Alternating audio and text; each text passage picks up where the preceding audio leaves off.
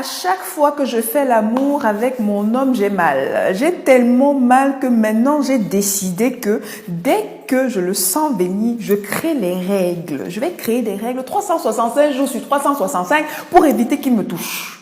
Vous l'aurez compris, aujourd'hui, nous allons parler de douleurs ressenties pendant les rapports sexuels. Nous allons essayer de comprendre à quoi est-ce que ça peut être dû et qu'est-ce qu'il faut faire justement pour prévenir ou du moins pour essayer de s'en sortir quand on est face à ces douleurs ressenties pendant les rapports sexuels. J'ai nommé les dyspareunies. Alors, si c'est un sujet qui vous intéresse, restez connectés. Ça commence tout de suite.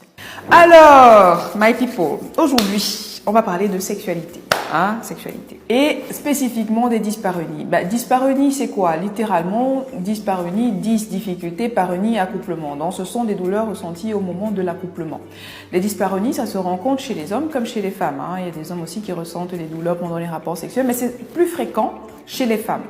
Et donc, pour aujourd'hui, on va se pencher sur le cas de ces dames, n'est-ce pas? Bon, messieurs, si ça vous intéresse également, n'hésitez pas à me dire dans les commentaires si vous souhaitez que je fasse une vidéo sur des douleurs, des dyspareunies chez les hommes, éventuellement. Mais bon, concentrons-nous sur les femmes aujourd'hui. Bon, voilà. Il faut savoir que les dyspareunies, chez les femmes en tout cas, touchent environ 15 à 30% des femmes. Et encore, je pense que c'est un chiffre qui est sous-estimé. Ce qu'il faudrait savoir, c'est que, premièrement, les douleurs pendant les rapports sexuels n'ont rien de normal. D'accord?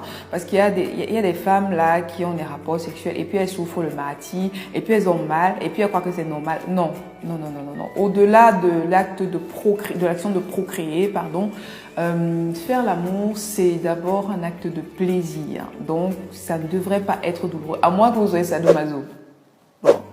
Mais je ne pense pas. Donc, en principe, ce n'est pas censé être douloureux. Si c'est douloureux, ça veut dire qu'il y a un problème quelque part et il faut pouvoir trouver une origine.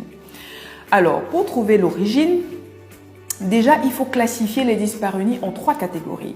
Vous avez premièrement les dyspareunies d'intromission, c'est-à-dire ce sont des douleurs qui sont ressenties au moment de la pénétration. Ensuite, vous avez les dyspareunies de présence, c'est-à-dire des douleurs que vous ressentez après la pénétration qui se localisent au niveau du vagin et qui peuvent durer tout le temps que la verge de votre partenaire est à l'intérieur de votre vagin. Ensuite, 3e catégorie, vous avez les dyspareunies profondes. Ce sont des douleurs que vous ressentez vraiment au niveau du bas-ventre, et qui durent tout le temps que vous avez des mouvements de va-et-vient. Alors, qu'est-ce qui peut être à l'origine de ces différentes dyspareunies? Premièrement, dyspareunie d'intromission.